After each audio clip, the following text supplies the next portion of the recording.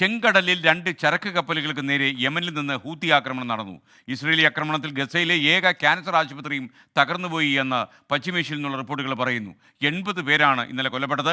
ഇസ്രയേലിലേക്ക് 20 റോക്കറ്റുകൾ ലെബനിൽ നിന്ന് തൊടുത്ത് ഹിസ്ബുള്ള ഇസ്രയേലിന് ഭീഷണിയാകുന്നു.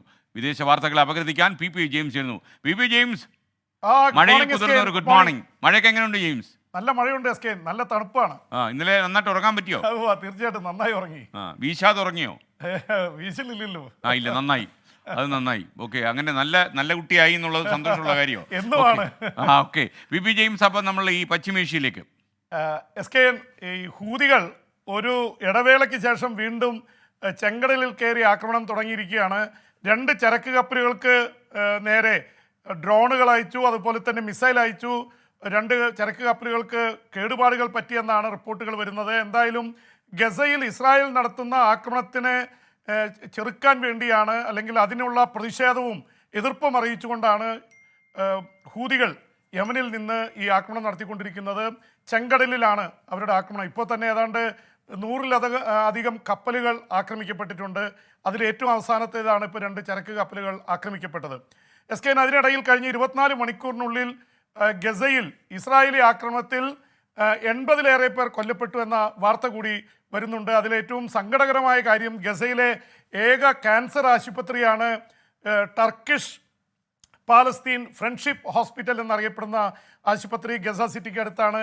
ആ ആശുപത്രിക്ക് നേരെ ആക്രമണം നടന്നിരിക്കുന്നു. തുർക്കി വല്ലാത്ത രീതിയിൽ പ്രതികരിച്ചിട്ടുണ്ട്. ഇതിന് ഞങ്ങൾ പ്രതികാരം ചെയ്യുമെന്ന് പറഞ്ഞിട്ടുണ്ട്. കാരണം തുർക്കിയുടെ ബ്രാൻഡുള്ള ആശുപത്രിയാണത്. ക്യാൻസറിന് ചികിത്സിക്കുന്ന ഒരുപാട് ക്യാൻസർ രോഗികളുണ്ട്. അവിടെയും ഈ ആക്രമണത്തിൽ ആൾക്കാർ കൊല്ലപ്പെട്ടിട്ടുണ്ടെന്ന് പറയുന്നു. അതുപോലെ തന്നെ നുസ്രത്ത് അഭയാർത്ഥി ക്യാമ്പ്, തെക്കൻ ഗസയിലെ ഖാൻ യൂനിസ് അടക്കമുള്ള പ്രദേശങ്ങളിൽ ഇസ്രായേൽ നടത്തിയ ആക്രമണം എന്ന് പറയുന്നത് ചില്ലറയൊന്നുമല്ല. അവർ വ്യോമാക്രമണം ഫൈറ്റർ ജെറ്റുകൾ വെച്ച്, പിന്നെ ഹെലികോപ്റ്റർ ഗൺഷിപ്പുകൾ വെച്ച്, അതും കൂടാതെ ഷെല്ലുകൾ അടിച്ചുകൊണ്ട് ഗ്രൗണ്ടിൽ നിന്ന് ടാങ്കുകൾ ഉരുണ്ടുപായുന്നു. അപ്പം ആയിരക്കണക്കിന് ആൾക്കാർ ഓടുകയാണ്.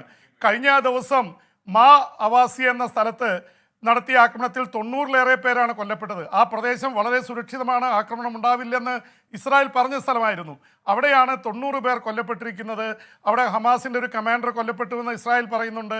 എന്തായാലും ഇസ്രായേൽ ലക്ഷ്യം വെക്കുന്നത് ഹമാസിൻ്റെ സൈനിക തലവനെയാണ്, മുഹമ്മദ് ദയോഫിനെയാണ്. പക്ഷേ അദ്ദേഹം ജീവിച്ചിരിപ്പുണ്ടെന്ന് തന്നെ ഹമാസ് പറയുന്നു. അദ്ദേഹം ഇപ്പോഴും യുദ്ധരംഗത്തുണ്ട് എന്ന് പറയുന്നു. അദ്ദേഹത്തെ ടാർഗറ്റ് ചെയ്തുകൊണ്ടാണ് 2 ദിവസം മുമ്പ് ഈ 90 പേർ കൊല്ലപ്പെട്ട ഈ ടെൻറ്റുകൾക്ക് നേരെ തെക്കൻ ഗസയിൽ ആക്രമണം നടന്നത്. എന്തായാലും കഴിഞ്ഞ ഒരു 3-4 ദിവസത്തിനുള്ളിൽ എസ്കെയും 100 കണക്കിന് പാലസ്തീനികളാണ് കൊല്ലപ്പെട്ടിരിക്കുന്നത്. എന്തായാലും ഒരു ഭാഗത്ത് ഹെസ്ബുള്ളയായിട്ടുള്ള ഫൈറ്റ് കിടക്കുന്നു. ഹെസ്ബുള്ള ഇസ്രായേലിലേക്ക് 20 റോക്കറ്റുകൾ അയച്ചു. മണിക്കൂറുകളിൽ ഇസ്രായേലിലെ സൈനിക കേന്ദ്രങ്ങൾക്ക് തകർച്ചയുണ്ടായിട്ടുണ്ട്. എന്തായാലും ഹെസ്ബുള്ള ഒരു ഭാഗത്ത് ഇസ്രായേലുമായി പോരാടുന്നു. ഹൂതികൾ യമനിൽ നിന്ന് മിസൈൽ അയച്ച് കപ്പലുകളെ ആക്രമിക്കുന്നു. ഇപ്പുറത്ത് ഇസ്രായേൽ സൈന്യം ഗസയിൽ നരഹത്യ നടത്തുന്നു. രക്തക്കളമായി മാറുന്നു ഗസ. പി ജെയിംസ്, നമ്മൾ വിദേശ വാർത്തകൾ തുടരുകയാണ്. റിപ്പബ്ലിക്കൻ പാർട്ടി പ്രസിഡന്റ് സ്ഥാനാർത്ഥിയായി ഡൊണാൾഡ് ട്രംപിനെ പ്രഖ്യാപിച്ചു. എന്തായാലും കഴിഞ്ഞ ദിവസം അദ്ദേഹത്തിന് നേരെ വധശ്രമം നടന്നു. അതുകൊണ്ട് തന്നെ അമേരിക്കയിൽ അദ്ദേഹത്തിൻ്റെ സ്ഥാനാർത്ഥിത്വം വലിയ പ്രാധാന്യം ലഭിച്ചിരിക്കുകയാണ്. വിവരങ്ങൾ ഒടുവിൽ അമേരിക്കയും റിപ്പബ്ലിക്കൻ പാർട്ടിയുടെ ദേശീയ കൺവെൻഷൻ നടക്കുകയായിരുന്നു വിസ്കോൺസിൻസിൽ വെച്ച്. അവിടെ നടന്ന ദേശീയ കൺവെൻഷനിൽ ട്രംപിനെ ഔദ്യോഗിക സ്ഥാനാർത്ഥിയായി പ്രഖ്യാപിച്ചു. പ്രത്യേകിച്ച് അദ്ദേഹത്തിന് നോമിനേഷൻ്റെ കാര്യത്തിൽ മറ്റു എതിരാളികളെ ബഹുദൂരം പിന്നിലാക്കിക്കൊണ്ട് 50%-ലേറെ പ്രതിനിധികളെ നേടിക്കൊണ്ടാണ് അദ്ദേഹം ആദ്യ ഘട്ടത്തിൽ തന്നെ മുന്നേറിയത്. അപ്പോൾ അദ്ദേഹത്തിന് അനുകൂലമായിട്ട് റിപ്പബ്ലിക്കൻ പാർട്ടി ഒറ്റക്കെട്ടായിട്ട് ട്രംപിൻ്റെ പിന്നിൽ അണിനിരക്കുന്നു. ട്രംപ് വന്നപ്പോൾ അദ്ദേഹത്തിന് നേരെ വധശ്രമമുണ്ടായി. 72 മണിക്കൂറിലാണ് ഈ കൺവെൻഷൻ നടന്നത്. അദ്ദേഹം വന്നപ്പോൾ തന്നെ വലിയ ഹർഷാരവമായിരുന്നു. ട്രംപ് ട്രംപ് ട്രംപ് എന്നുള്ള മുദ്രാവാക്യം വിളികളുണ്ടായി. അതിനേക്കാൾ ഒരു പക്ഷേ ഏറ്റവും ശ്രദ്ധ ആകർഷിച്ചത് അദ്ദേഹത്തിന് വെടിയേറ്റ് ചെവിയിൽ നിന്ന് രക്തം വാർന്നൊലിക്കുന്നു, മുഖത്ത് രക്തം നിൽക്കുന്നു. ആ സമയത്ത് അതിൻ്റെ പിറകിൽ അമേരിക്കയുടെ ദേശീയ പതാകയുണ്ടായിരുന്നു. ആ പതാകയുടെ പശ്ചാത്തലത്തിൽ അദ്ദേഹം മുഷ്ടി ചുരുട്ടി ഫൈറ്റ് ഫൈറ്റ് ഫൈറ്റ്, പോരാടുക എന്ന് പറഞ്ഞുകൊണ്ടുള്ള അദ്ദേഹത്തിൻ്റെ ആ മുദ്രാവാക്യം അത് വൈറലായിരിക്കുകയാണ്. അതുതന്നെയാണ് അദ്ദേഹരുടെ കൺവെൻഷനിൽ ഫൈറ്റ് ഫൈറ്റ് എന്ന മുഷ്ടി ചുരുട്ടിയുള്ള അദ്ദേഹത്തിൻ്റെ ആ പ്രഖ്യാപനത്തെയാണ് വരവേറ്റത്. ഭയക്കാതിരിക്കുക, ഞാൻ കൂടെയുണ്ട് എന്നുള്ള രീതിയിലുള്ളത് അദ്ദേഹത്തിൻ്റെ പേരിലുള്ള ടീഷർട്ടുകൾ, അതുപോലെ ഒരുപാട് കാര്യങ്ങൾ റിപ്പബ്ലിക്കൻ പാർട്ടി രംഗത്തിറക്കിയിരിക്കുന്നു.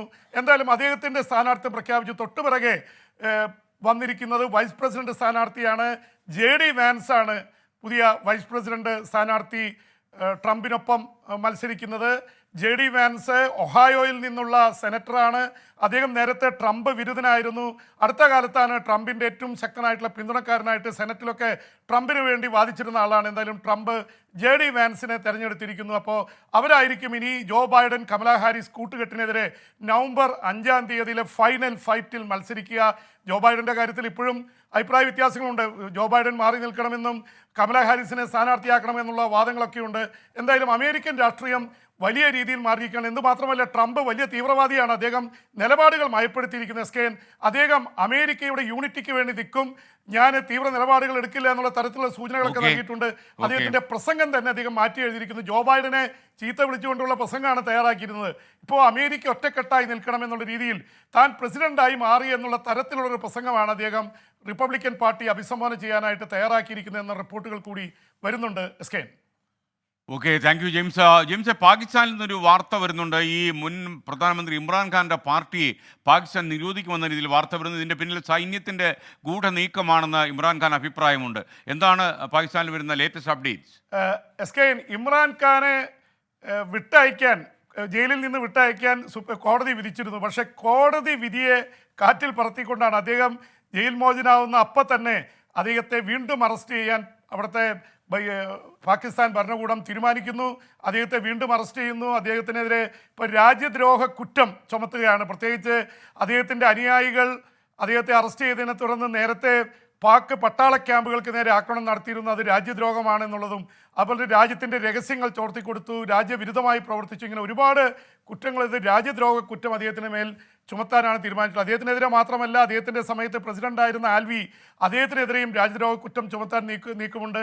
ഏറ്റവും വലിയ പ്രധാനപ്പെട്ട കാര്യം, അവിടുത്തെ ഏറ്റവും ജനകീയ പാർട്ടി ഇപ്പോൾ പാകിസ്ഥാനിൽ ഇമ്രാൻഖാൻ്റെ പാർട്ടിയാണ്. പാകിസ്ഥാൻ തെഹ്രീക്ക് ഇൻസാഫ് എന്ന പാർട്ടി, PTI. ആ പാർട്ടിയെ നിരോധിക്കാൻ നിയമം കൊണ്ടുവരുന്നു പാകിസ്ഥാൻ സർക്കാർ. അപ്പോൾ വലിയ ജനാധിപത്യ വിരുദ്ധമായ നീക്കങ്ങളിലേക്ക് പാക് ഭരണകൂടം പോകുന്നതിൻ്റെ പിന്നിൽ പാക് സൈന്യമാണ് എന്ന് വ്യക്തമാണ്. പ്രത്യേകിച്ച് അവിടുത്തെ ഏറ്റവും വലിയ ശക്തിയും അവിടുത്തെ കൺട്രോൾ ചെയ്യുന്നത് അവിടുത്തെ സൈന്യമാണ്. സൈന്യത്തിന് ആര് തിരിഞ്ഞോ അവരുടെ കഷ്ടകാലമാണ്. ബേനസീർ ഭൂട്ടോയെ വെടിവെച്ച് കൊലപ്പെടുത്തിയതിന് പിന്നിൽ സാക്ഷാൽ ഭൂട്ടോയെ തൂക്കിലേറ്റിയതിന് പിന്നിലൊക്കെ പാക് സൈന്യമായിരുന്നു. ഇപ്പോൾ ഇതാ പാക് സൈന്യത്തോട് പോരാടി അവിടുത്തെ ബാജുബ എന്ന ജനറലുമായി ഏറ്റുമുട്ടിയ ഇമ്രാൻഖാനെ പുറത്താക്കിയാണ്, ഒരു അർദ്ധരാത്രിയിൽ പുറത്താക്കിയാണ് അവർ തിരിച്ചടിച്ചത്.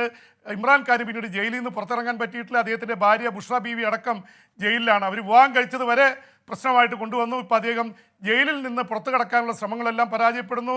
അദ്ദേഹത്തിൻ്റെ പാർട്ടിയെ നിരോധിക്കാൻ കൂടി പോകുന്നു. SKN. Okay, thank you baby James. ഇനി വിദേശ വാർത്തകളുമായി നമുക്ക് നാളെ കണ്ടുമുട്ടാം.